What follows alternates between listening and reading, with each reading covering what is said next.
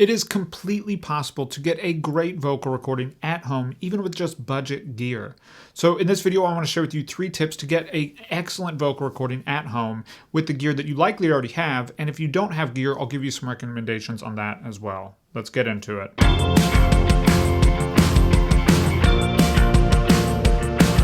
Welcome back to the Band Guide, where we use GarageBand to create professional sounding music. I'm your band guy, Colin, and in this video we're talking all about getting great vocal recordings at home.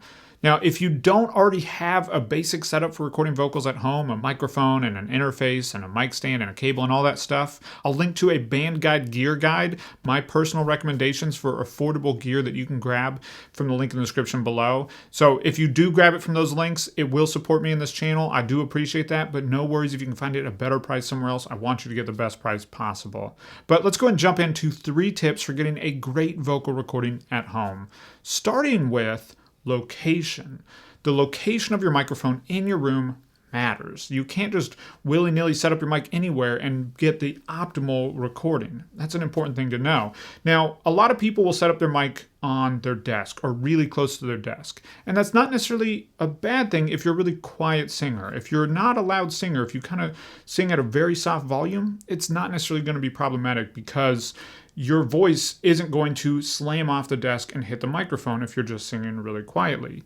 But if you're a loud singer at all, even a medium singer, then your desk is likely a highly reflective surface. It's not going to be basically a pillow, so the sound is going to bounce off it and bounce back up into the microphone much easier. So one of the best things you can do is get a mic stand, a taller mic stand, and get standing up and a little bit more out into your room. You don't have to be way away from your desk because then it's inconvenient to go back to, starting recording again, whatever you need to tweak at the actual desk setup, but you don't want to be right up on it if you can avoid it. So even if you already have a good mic stand, but it's adjustable, just getting standing up away from the desk surface will help. Or if you don't have a mic stand, then I highly recommend you pick up this guy. It's in the gear guide that I mentioned below. It's a Samson mic stand. I think it's less than 30 bucks. I've had, I think, 6 of them over the years, not because they broke. I don't think I've ever had one break on me. But because I just needed 6 stands to mic drums and different things like that. I've never found a stand at this price point that's this good. It's not super heavy, but it works, and it holds up a heavy microphone. It can hold up a microphone like this, no problem, even better than some more expensive stands that I bought. So if you don't have a mic stand, this is a great option. So get a mic stand and get away from your desk. But you also don't want to get too close to a wall. So walls are also highly reflective. And if you're going to be singing at any sort of higher volume, again, medium to high volume, then the moment your voice is coming out of your mouth, it's going to bounce off of that wall and back into the microphone. But it's going to be slightly delayed from when you sang it. So you're going to get this room reverberation sound, this room echo sound that isn't necessarily ideal. So 2 things you can do to improve this. First is get away from the walls, so get closer to the center of the room. By being closer to the center, you won't have as much of that sound coming back into the microphone, 1. And 2, you're also going to get a little bit more of an even sound from it. It's not going to have one that's super close bouncing off the wall right next to you, but then a little bit later bouncing off from a wall that's further from you. So by getting closer to the center of the room, you can get less of that reflection in your microphone and more even of that reflection without having to put up any sort of acoustic treatment or anything like that. The second thing you can do is put up some form of acoustic treatment. Now, this could be a lot of things. This doesn't have to be fancy panels like I have. It could be literally just putting up a few blankets on the walls. Just hit my microphone. Put up a few blankets on the walls, or maybe stack some pillows on your desk and things near you to help reduce some of those hard reflective surfaces. The other thing you can do is just go inside of your closet. Just literally put your microphone into your closet and sing into that so that there's nowhere for the sound to bounce around to get back in the microphone. It's just going to hit the clothes and it's not going to go everywhere, right? There's a lot of people that do this very successfully, even voiceover actors for audiobooks and things like that don't have the money for acoustic treatment or can't afford to have stuff all over their walls. Just going into your closet can be enough sometimes to reduce that. So don't shy away from it. I'm currently mixing a record for someone who did all of his vocals in a closet in a small apartment in New York. So it's totally possible, totally doable to get a great recording. So either 1, go closer to the center of your room, 2, put up acoustic treatment if you can't be in the center of your room, or if you just have the means to get acoustic treatment, or 2.5, go into a closet as your acoustic treatment. That's another great option as well. Okay, so now that we've talked about the location, let's talk about the second big tip, which is mic placement. Now this has to do with where you're actually putting your microphone. So something that is really key if you're going to be really projecting, if you're not a really soft singer, is to have your microphone a little bit higher than you are. This helps open you up when you're singing. So I usually try to set it just above nose level in terms of where my actual diaphragm, the center of the microphone, is. And then I aim it so that this is actually still aiming down at the mouth. So this is still pointing at my mouth. You could draw a straight line from that to my mouth, but it's a little bit higher. That's going to help you get a better vocal recording just because you're opening up a little bit more. Another thing with mic placement and location and all these is also be factoring in comfort level. At the end of the day, a better take where you're comfortable and you can really just sing and you feel very natural is going to be better than getting it right? So take all these to some extent with a grain of salt. Always balance your comfort level with doing it the right way. I'm going to show you the right way with you in this video, but balance those two sides. Okay, so now that we've talked about the height, let's talk about the distance. And I have this pop filter up here, and we'll talk about that in the next tip. But this pop filter gives me a good idea of how far I am from the mic. So one thing that's really important to know about microphones is that the closer you get to them, the more proximity effect you get. So if I am singing this close to my microphone, it gets a lot more low end from my voice, whereas if I'm singing this far from the microphone. So any difference from here to here to here, there's going to be a change in the tone of the vocal recording. So this might be full of low end. That could be a good thing, or it could be getting a little bit muddy.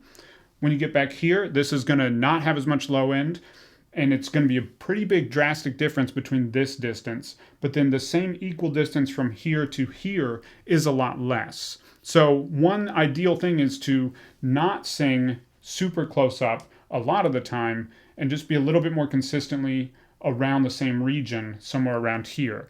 I usually think about 8 inches has been my optimal range, but if you're trying to get a little more body out of your voice, do the opposite, get really close. You just need to be really consistent with your distance. You can't be going from here to back here, or you're gonna have a huge change in the way your vocal sounds.